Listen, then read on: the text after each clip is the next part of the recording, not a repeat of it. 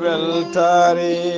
ɓiɓɓe fulɓe anndo diine maɗa fedde heblo sukaɓe afrique weltare tv takkusana yoni to likseyba ɓuural yero to bele ndendi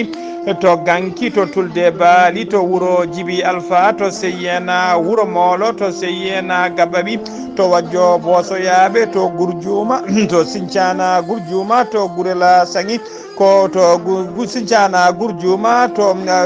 darou salam to guurela sangi ko on takkusan juula ha e nder galle ceerno amadou tijani alpha mamma siley ba to moderne ha to galle makko sama sam to killinkare ko taari ɗum kala ene jeeya e gardidi kabaruji men to leydi Mauritanie laamu leydi Mauritanie sifodiri e laamu leydi Sénégal sifande kala hitande leydi Sénégal ene jogui hattani kay awde ha 50 ujunere tonnes liddi e nder maaje kadde ɗe leydi Mauritanie to leydi Sénégal ko accident musɗo waɗi e dow lawol hakkude Louga faade Saint-Louis to nokku biteɗo Nguen Sarr ko famdi kala nogas tato neɗɗo wasi hen fittadu mum fodde 52 woɗɓe mbarmi hen to leydi Mali département mo trésor domlaɗo joni Amérique ɓe kolori tigui wonde ɓe ƴetti sanction faade e officier ji tati tawde l'armée e nder ɗin officier ji tati noon en tawi hen colonel Sadio Camara kañum woni ministre de la défense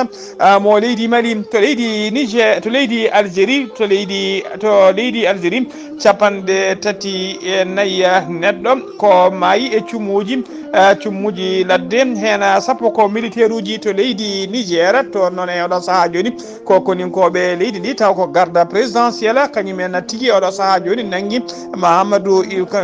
Bazouma holejo leydi ndi e oɗo saaha joni CEDEAO woni haala tigui wonde ko tentative de coup d'état to leydi Gabon guila ñande jamma altine nogas ene lewru juillet aéroport international nde Léon Mba tawteɗo to Libreville Gabon koko uddi taw ala ko saabi ɗum so wona coupure courant to leydi to kabaruji men joolam jaɓiri men jaa to leydi Pays-Bas toon ko bateau mawɗo cargo kañuma dimdunoɗo auto ji kewɗi kañuma sumi hen e oɗo saaha joni cumu ngu ne jokki hoɗorama tigui ma cumu ngu jokkuɗo e balɗe seeɗa bisimilla moon e ketki hotodirte joni piren pacciren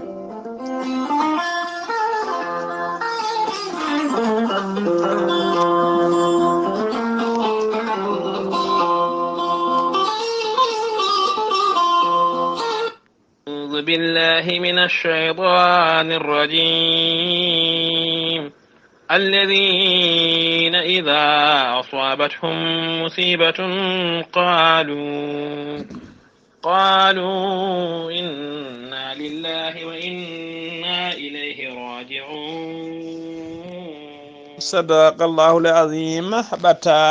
ɓatake ruttude duwaw e ɓatake jarnore hono Oumar Siré Ndongo tawateɗo to leydi France kañuma yettiniɗo kaydo hono Mariama Ndongo wondude e Kadiata Sala ko nene mum cukalel duttigel ngel e ceerno Ndiaye Ba ko bamum cukalel duttigel ngel eɓe ndenta kamɓe kala eɓe duwono dendagal bandiraɓe arnoɓe duwade kay gila to babaɓe ha to France ha to Belgique kala ha tengti noon e nene Dieynaba Bouba Thiala eɓe dutta ɗum duwaw teddugal kala saabu darde muɗum eɓe duwono kadi dendagal bandiraɓe guila kay duynoɓe to noddunoɓe téléphone aji ha e duuɓe réseaux sociaux ji kala kono noon kadi eɓe denta eɓe jarna dendagal bandiraɓe darinoɓe kay guila to banggue jiilaw darinoɓe lang walludeɓe kay guila nde cukalel ngel majji jiilaw to babaɓe ko taari ɗum kala guila noddunoɓe e wannoɓe jiilaw e réseaux sociaux ji kala e nokku e réseaux sociaux ji kala eɓe jarna ɗumen siftinde on noon yettiniɗo wulago o ko biteɗo Oumar Siré Ndongo tawateɗo to leydi France cukalel jaltugel aduna ngel ene wiye Amadou Ba ɓe hen kadi ene mbiyanno ngel Mamadou Ba eɗen mbiya tan yo Allah lomtina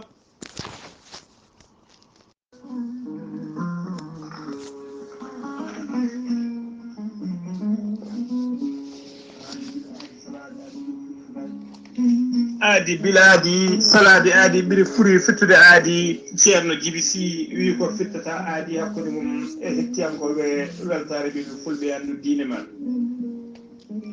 ceerno Djiby Sy ko wittiyanke ko safriyanke safruji fina tawa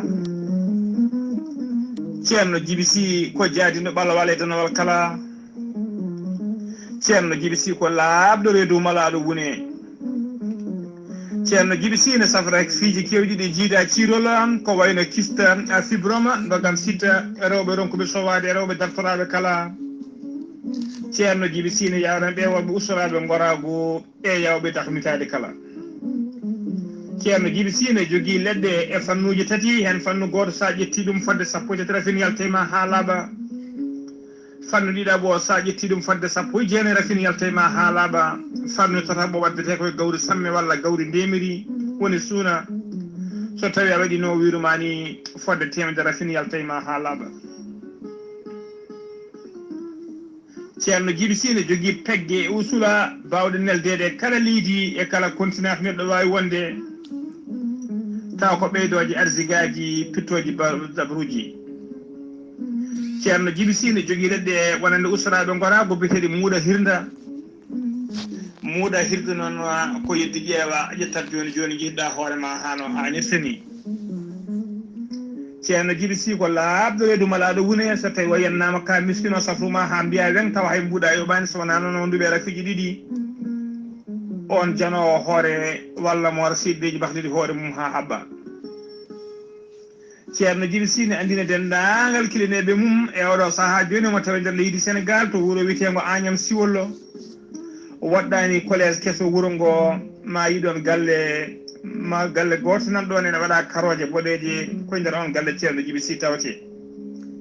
ceerno Djiby Sy ko bawɗo listihar an jiɗɗo waɗnede listihar ko indema inde nenema dokkatama o haala ko wonema ha mbiya yoɗi jiɗɗo waɗnede listihar wonɓe nder leydi Mauritanie ko ujunere uguya dendagal noon leyɗele ñamoje CFA ko temedde nayyi CFA jiɗɗo waɗnede listihar ceerno Djiby Sy ne jogui numéro mum weev kadi ko numéro orange money ko 00 221 77 653 03 67 ceerno Djiby Sy ene wiye dendagal kilineɓe muma tawateɓe nder leydi Sénégal yiɗɓe jokkodire makko tawi ko appel normal e oɗo saaha joni ko numéro leydi Sénégal mbaɗata ko 78 163 24 82 so tawi noon ko yiɓɓe jokkodire makko to banggue WhatsApp ceerno Djiby Sy jogui ko numéro leydi Mauritanie ko 00 222 mbaɗa 47 22 80 84 ceerno Djiby Sy ne andina dendagal kilineɓe mum wonde base makko to nakcoɗe ne golla hano hannirta ni ne tawi ɗon min ñi ko biyeteɗo ceerno Alassane Sy ko laaɓde reedu malaɗo woni ganduɗo golleɗe ɗe no hannirta ni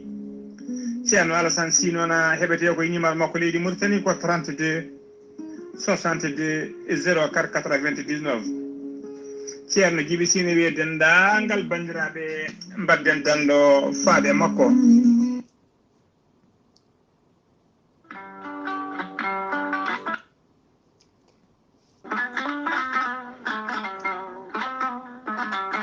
kura ko koddiɗo belɗo hen banggue jawɗo bomde so tawi mbaɗɗa hen ko matériel mo moƴƴani comptoir français de électricité ari e dow moɗona addani mon ko produit moƴƴo matériel original diwɗo toon to leydi France taw kadi an gonɗo e mahango guila e galle ma ha e batimaji maɗa jumaji e jamaji kala ko mahatona son jokkodire comptoir français d' électricité ma won keɓe hen hoolare timmude no feewi an mahaɗo galle mum aɗa waɗi hen kalisaji ha heewi aɗa itti ɓoggi courant ɗi moƴƴani walla contact uji goɗɗi aɗa waɗi hen saaha kala ene bonna matériel uji maɗa ene suma lampaji maɗa jokkodire comptoir français d' électricité joni joni keɓa hoolare comptoir français d' électricité tawete koto Dakar lamorgo leydi Sénégal to Kermassar taɓande temedere hakkude mum e Auchan koni henna sifori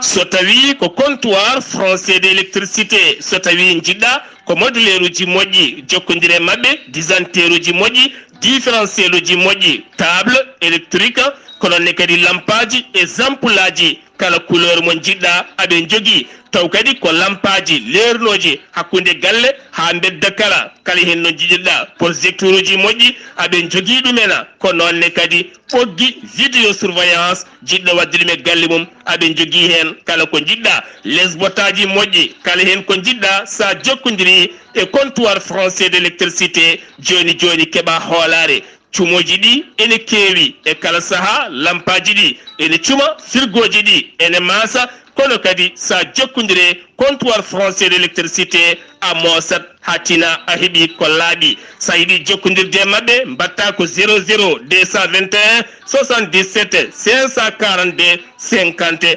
84 walla mbaɗa 77 605 48 02 musidɓe tedduɓe jaɓanena comptoir français d' électricité e dow meɗena kettode kaburuji mon e ɗemngal pulaar Afrique, Asie, Europe, Amérique, Moyen-Orient, Océanie. jam ñalle mon musidɓe tedduɓe eɗen goni e alarba nogas jeegom lewru morso hitande ujunnaji ɗiɗi e nogas tati walla mbiyana njeslaari jeetati lewru haran hitande ujunere temedde nayyi e capanɗe nayyi e joyyi caggal fergoniraɗo men sallllahu alayhi wa sallam habaruji mon e ɗemgal pulaar e sawta he ko musidɗo mon sehil mon Ghalii Abuu Bah to karallagal ha mbawon yiide en to banggue nate ɓosoje ko miñi men sehil men Saydou Abou Bah hono mbiruɗen gardiɗi kabaruji men ko to leydi Mauritanie puɗorɗen Mohamed Cheikh El Ghazouani ko hoorejo gendi Mauritanie o jofti guila ñande altine jamma e nder Nouakchott lamorgo leydi Mauritanie o ummori noon koto Rome ene tawe nder leydi Italie o yano ko tawtoriyede son sommet international ko fati e ɓamtare e ko fati migration e tawtorede kadi sommet goɗɗo des Nations Unies sur le système alimentaire omo yaduno noon e c'était timmuɗo no feewi e nder ɓerɓe o yaaduno ene tawi hen Mouhtara Wulnjiyayi kañum woni ministre directeur du cabinet du président de la république wondude e Mohamed Salem Wula Merzoug kañum woni jagorgal leydi Mauritanie kalfinaɗo ko fate gueɗe caggal leydi e jokkodiral leyɗe wondude e Moma Hama Hulla kañum woni jagorgal kalfinaɗo ko fate ndema wondude Zeynabou Mintou Eli Sadem kañum woni ambassadrice joɗiniɗo leydi Mauritanie to Rome wondude général de division Miskar Wula Leqouzi on kañum woni directeur général de la sûreté nationale et Sidi Wula Dewan on ko chargé de mission à la présidence de la République wondude Harouna Traoré on ko chargé de mission à la présidence de la République et El Hassan Wula Ahmed kañum woni directeur général du protocole d'état ko oɗo sati woni ɓe o yaaduno ha joni ko leydi Mauritanie keddoɗen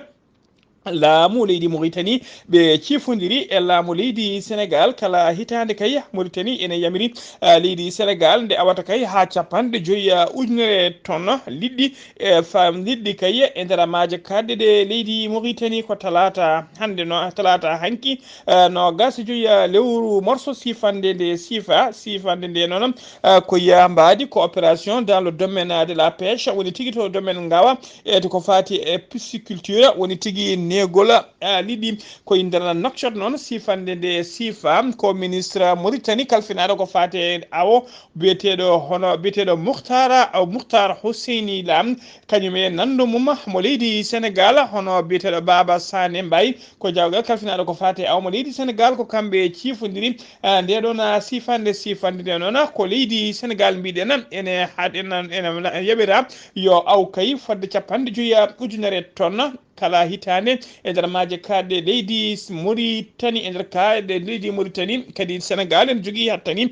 neldude ha temedde joyyi bateau taw ko bateauji gawoje ɗe gawata e nder maaje kadde e nder leydi Mauritanie kala eɓe jamira kadi ndeɓe gawata kala fannu liɗɗi so wona noon ɗiɗo fannuji liɗɗi ɗiɓe kaɗa ɗina woni liɗɗi biteɗi mille jaune e liɗɗi goɗɗi ne wiye corbina ɗiɗo fannuji ɗiɗi noon ala tigui e contrat he article sappo e jeetati noon accord o ene hollira wonde kay so tawi gotiri e leydi e leyɗe ɗiɗi hormaki tigi koɓe ciifodiri ko e ɗum wawi dartinede woni tigi kulal nga wawi contrat o ne wawi tajede walla dartinede so tawi kadi e nder ɓe noon taw caggal e mbaɗi préavis ko famɗi kala taw ko lebbi ɗiɗi kulala nogas woni article nogas noon e nder sifodiral ngal ene holliri noon wonde contrat o fuɗɗoto tigi ko guila kay nde o sifande ñalawma o sifande ko guila nden o fuɗɗo mbiɗen délai o ko hitande timmude leydi Sénégal leydi Sénégal enen gawa tigi e maaje kaɗeɗe leydi Mauritanie so tawi kadi contrat o timmi so tawi ɓe beela leyɗe ɗiɗɗi foof eɓe mbawi hesɗitinde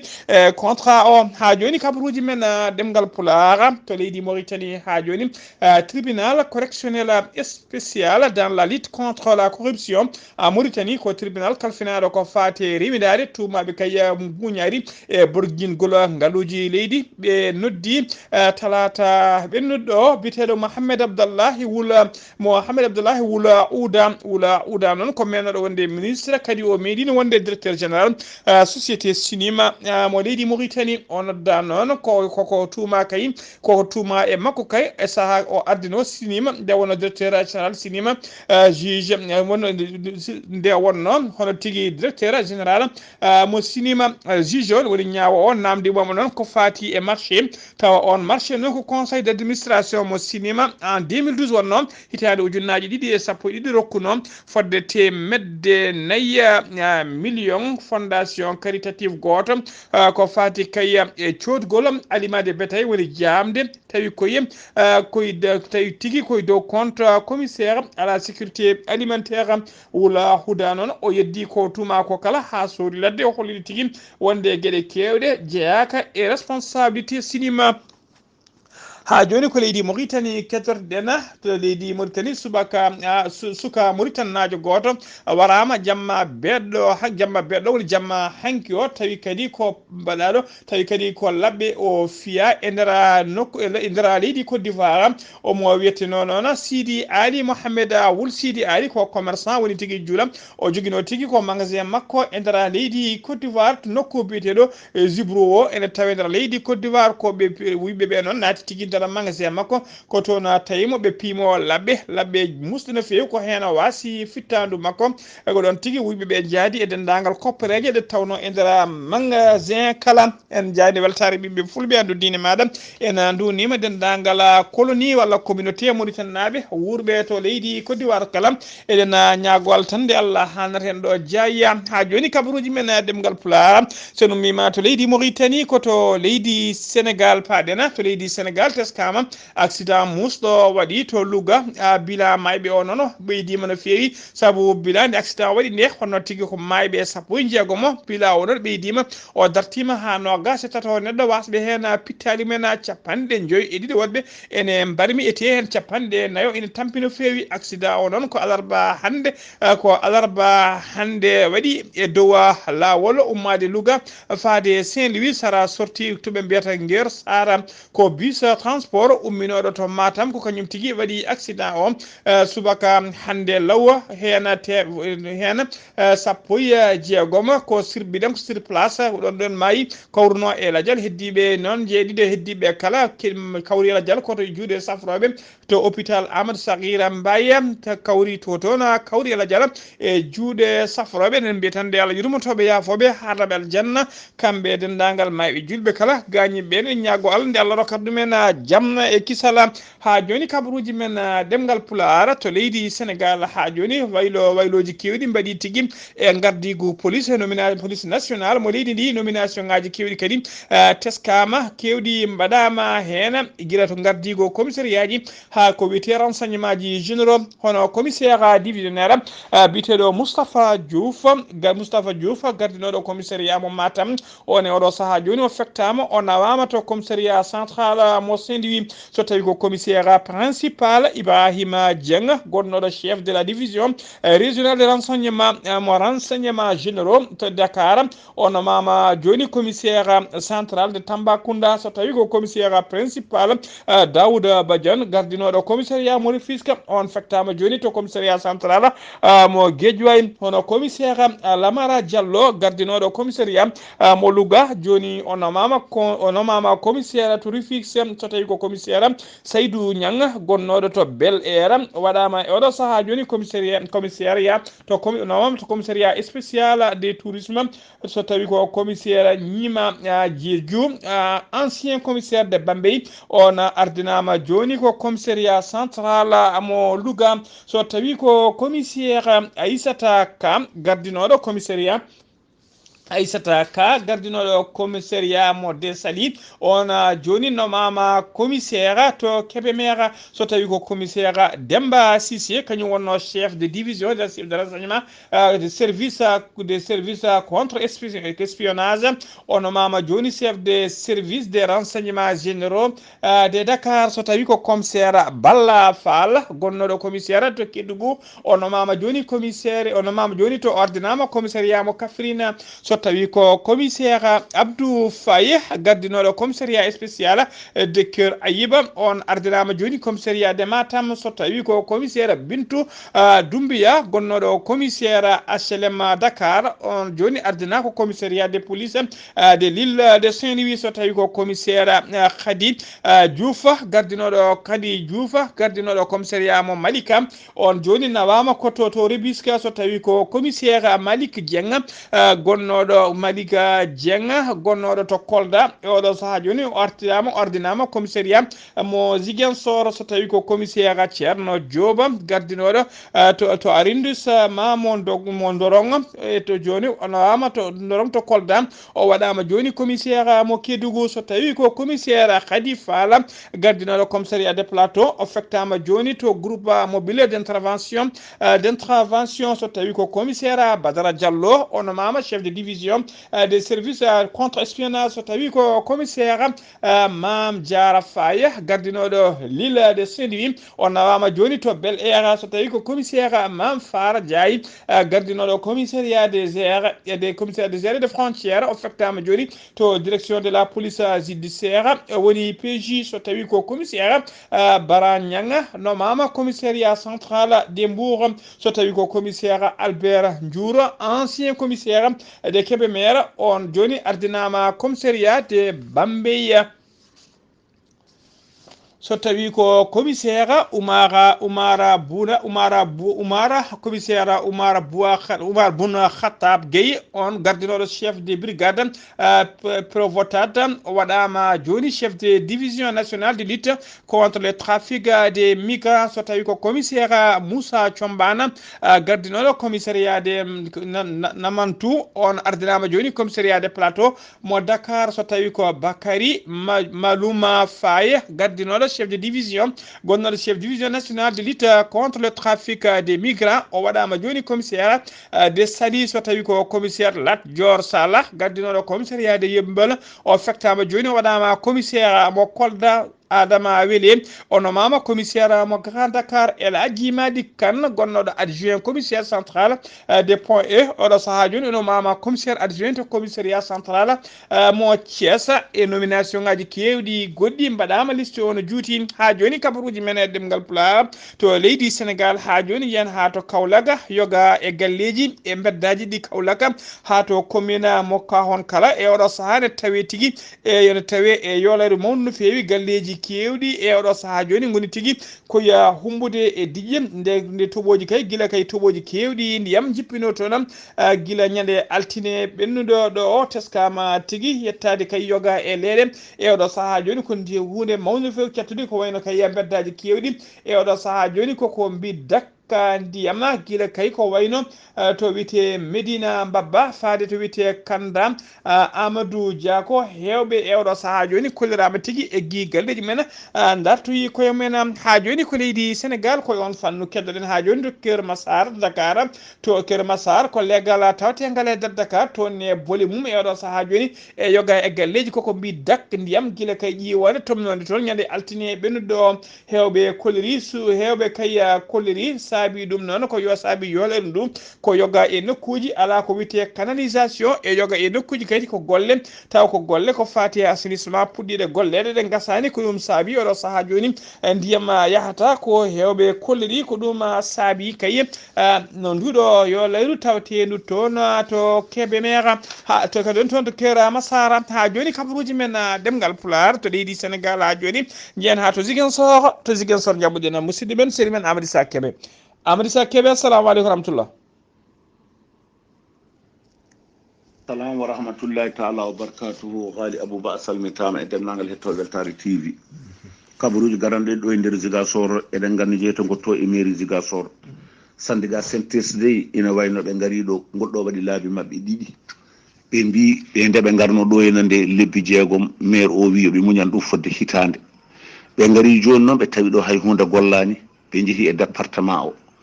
ɓe namdima ɓe ƴeewi ala ko ɓe jii kone golla toon ɓe namdima population mum beele maire moon on e ara ɗo ɓe mbi kamɓe de maire mabɓe guila ɓe mbaɗi ɗum jooɗi ɓe jiyani ɗum maire reɓata ɗo tan koye avion ummade Ziguinchor fewde Dakar ummade Dakar fewde Ziguinchor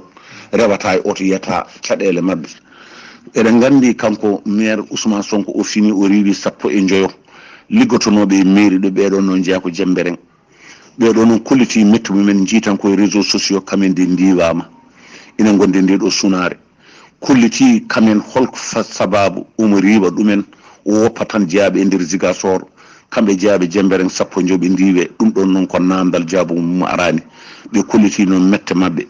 ina wayno population Ziguinchor e département Ziguinchor ɓe kolliti kamɓe foof mette mabɓe ndiɗo mairie guila jooɗi ina wayno ko caɗele tan addaniɓe ligganaki ɓe hay hunde so wona tampere e caɗele ɓe jehen to e Sédhiou ina wayno Prodac kamɓe de autorité nationale ɓe jeehi to wuuro wiyetengo Dag CFA ɓe ƴeewi toon ɓe tawi toon 50 projet nan toon kono noon golle ngala nde wonno projet ji ɗi keɓani kalis keɓani finance ɗum noon ɓe ewnima laamu ngu yo waw walludeɓe ɗiɗo projet ji beele ina wawa liggede agricole fewte batte ndema ɓe mbawa hebde finance ɓe mbawa ƴettude sukaɓe jirimode ɓe jewti ɗon e leegal Ziguinchor ɓe kolliti sukaɓe ɓe no jooɗori ni ngala golle sukaɓe janggani mecce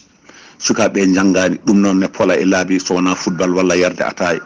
ina paadi e hokkede place uji ɓe mbi ɗum ɗon hay goto wawa hokkudema place ɗon ɗa janggani ala mecce yoɓe ummoɓe jangga yoɓe ummoɓe ƴeewa mecce eɗen gandi projet ji kewɗi de nanɗo henna holɗum ɓe kolliti kamɓe foof nanɗo e bureau maire nanɗo soki nana Dakar jooɗi kamɓe ɗiɗo projet ji noon so tawi maire signinani ina wayno financement wawa yaltude ɓe ewnima maire o noon yo ar signinaɓe projet ji mabɓe ɗi ɓe mbawa yaltude fodde projet ji tati nani ga henna holɗum département Oussouye e département Elenkin ɗum ɗo foof ina wayno kamɓe de projet ji mabɓe nani ga jooɗi kewɗi maire o signinani ɗum ɗon noon ina wayno waɗe mabɓe caɗele no fewi Weltare TV musidɗo Amadou Issa Kébé gorko mbotta kabruji ɗo foɗo radio Zik FM jokkude Ghalii Abuu Bah yalla ko walde jam. Allahumma amina Sidi Kébé golle ma jooɗi peewi so tawi en ummima to Ziguinchor koto leydi Mali paaɗena hono département du trésor américain ɓe mbaɗi sanctionné officier ji tati tawi ko malinaɓe e nder ɓen tato noon waɗaɓe sanctionné ene tawe hen colonel Sadio Camara colonel Sadio Camara noon kañum woni ministre de la défense mo leydi Mali Sadio Camara noon ene teska ko neɗɗo jiɗaɗo respectaɗo no fewi e nder leydi Mali kanko colonel o noon teska tigui ko jaɓata yaware kadi o jaɓata ko wiyete ingérence ko hay ingérence goto leydi gotiri ene waɗa ingérence ko fati gueɗe e nder leydi Mali e ɓe mbaɗi noon ɓe mbaɗira noon sanctionné Amérique waɗi ɓe sanctionné noon ɗiɗo koffiyeji tati taw ko malinaɓe ko teskede kayi ɓattadeɓe e gollodirde mabɓe no fewi oɗo saaha joni e laamu leydi Russie ha joni kabaruji men e nder leydi Mali ha joni sina peb SINABEF woni syndicat national des banques et des établissements financiers ɓe kolliri tigui wonde ɓe kollirino guila ñande sappo e jeetati lewru juillet wonde koɓe natanoɓe tikkere hofgo juuɗe ngo 72 heures woni balle tati so tawi kay sappo e ɗiɗi toɓɓere ɗeɓe bindunoɓe joƴƴinno kay ko fate revendication namdade so tawi no ɗiɗon hujjaji joltanoki kono de kadi ɓe kolliri pamodirala fuɗɗima heɓede hakkude mabɓe kay e yimɓe laamu ngu ko ɗum holliri noon wonde kay ɓe kayti natande ndeɗon tikkere hofgo juuɗe ɓe erima noon dendagal yimɓe mabɓe kala nde ɓamtata golle mumen hano hannirta ni sifi kayiɗo noon ko biyeteɗo Hammadouna Ba kañum woni ko alaɗo kuuɓal catala syndicat bitengal SINABEF ha joni ko leydi Mali keddoɗen jiyana to haye colonel Azimi Koita hoorejo leydi Mali o waɗino jillu makko ñande alata no gase tati lewru juillet 2023 woni lewru morso gonɗen ɗum o jaɓɓoto hayi o jaɓɓama to noon jaɓɓugal pattam limigal molantegal Allah to banggue mawnugol jaɓɓugal ngal noon teskama tigui ngal waɗa koto wiyete stade makoro Sissoko ko toon jaɓɓugal ngal waɗa projet ji kewɗi noon kanko colonel Azimi Koita o holliri taw ko projet ji ɓamtoji diwan o holliri ɗum toon ko wayno kay ko wayno ɓamtugol yangara train taw ko train tigui ɓamtugol yangara train woni lana jordi mako wayno kay ko wayno ɓamtugol jordi train ɓamtugol wadde kadi walla kadi wadde goudron e dow lawol hakkude to wiyete Sandare e to wiyete Hayi taw juuteni juuɗe lawol ngol ene qime ha 130 kilométre ko fati kadi e projet ɗi o haalti noon o haali ko fati magol lycée ɗe ɗeɓata ko lycée public mo Hayi wadde toon kadi hôpital wadde nder hôpital mo Hayi he matériel et équipement médicaux ji jaaduɗi e jamanu taw ko kisi pulo to ha senti noon to centre de dialyse hôpital Husseini Dawu projet ji mawɗi ƴettama toon kolloji kay wonde horejo ɗiɗi kono Azimi Koita ko joguiɗo muuya kay yidde kay ko fate ƴammoyde woni tigui hettude gembe mum ƴammoyde lefol laamu e sumgoji tijjaɗi woni tigui ene holli tan wonde ko jiɗɗo wonde candidat e sumgoji tijjaɗi en 2024 ene heddi tan ɗo e lebbi jeeɗiɗi colonel Azimi Koita haɗani ɗon tan saabu o holliri boyata ma o ma stade mawɗo no fewi to taw ko kesso pula to Tumbuktu kadi o holliri ma stade uji kewɗi ma pewnite kesɗitine ha jaada e jamanu ko wayno stade tawteɗo to Sikasso e stade tawteɗo to Mopti ha to Hayi kala ɗiɗo kala ma mbaw fewnitede ɗi garɗitine haɗi jaada e jamanu o holliri kadi wonde o holliri kadi ma o ma fodde ujunnaje 4 logement ɗina logement ji noon ko faade militaire uji wonde kadi sappo e tati lycée kesima ɓeyde ma mahe e nder leydi e kala tawa e nder ɗin sappo e tati hen ɗiɗi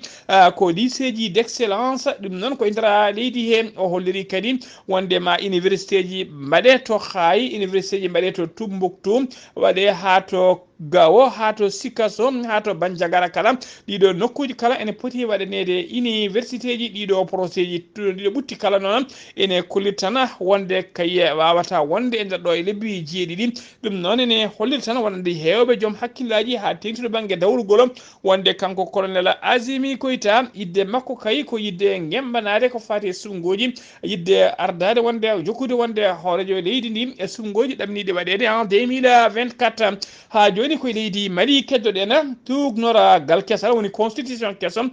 mo leydi Mali hutoto jogui oɗo saaha joni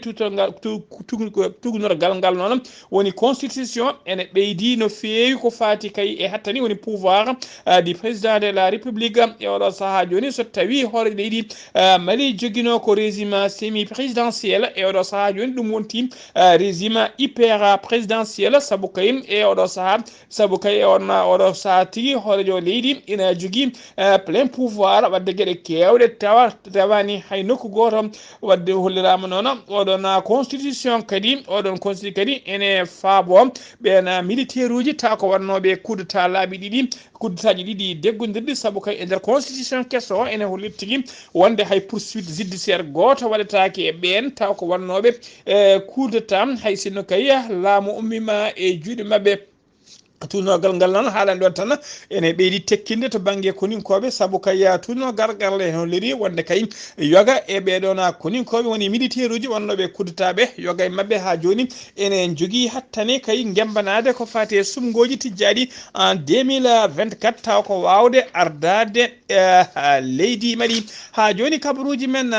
ɗemgal pulaar kabaruji men ɗemgal pulaar ha joni so tawi en ummima to leydi Mali paɗen koto leydi Algérie teskama ko tana musɗo waɗi toon e nder leydi he ko cuumu taw ko cuumuji ladde waɗi e nder laddeli mabɓe to banggue rewo ɓaƴo funnague leydi ndi tawi kadi ina wondi ene tawe toon e oɗo saaha joni guleki cattuki no fewi ene tawe e nder leydi he capanɗe tato e nayo neɗɗo ko hawre ladial e nder cuumuji hen sappo ko militaire uji ɗi noon ummino ko nokku biteɗo Benik Sira e nder gouverneur biteɗo Bayjia ko cuumu ngu tigui juukiɓe ko hen ɓe mbasi pittandi mabɓe laamu ngu holliri hakkude kayam aleta fayi altine hakku tuggi alet tan fayi altine teskama fodde capanɗe jeenayyi e jeeɗiɗi cuumude tawe e nder laddeji ene tawe e nder laddeji e nder ɗiɗo sappo e jeegom wilayaji cuumuji ɗi noon bonni tigui ɓuuri bonde tigui koto diwana ɓuuri bonde koto diwanuji to wiyete Bayjia e nokku to wiyete Boyra ha to wiyete Jijel kala fodde temedere fodde ujunere temedde joyyi neɗɗo fuɗɗima tigui dognede kolande mumen e nder oɗon nokku Algérie noon en tawi mbiɗen e nguleki cattugude fewi e nder yoga e diwanuji température o ne yaaha saaha ha 48 degré e nder ɗiɗo duuɓi sappo e nder ɗiɗo duuɓi temedere cakkitiɗe noon teskama tigui windere nde heɓani nguleki wonde tigui teskama lewru juillet ndu gonɗen ndu ko lewru ɓurdu wulde e nder windere he kala e nder ɗiɗo duuɓi temedere cakkitiɗi koto leydi Gabon paɗen gila jamma altine nogas nayya lewru juillet gonɗen ɗo aéroport international Léon Mba to Libreville Gabon koko udda taw ala ko uddi ɗum noon so wona kayi ko fati e coupure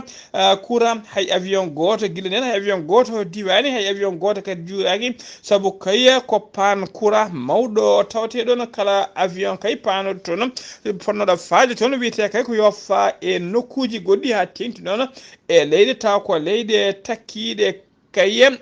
leydi Gabon talata hanki noon teskama tigui hay mbubu diwani e nder ngal ɗon boowal hallade diwoje ngal international Léon Mba to Libreville Gabon to leydi Niger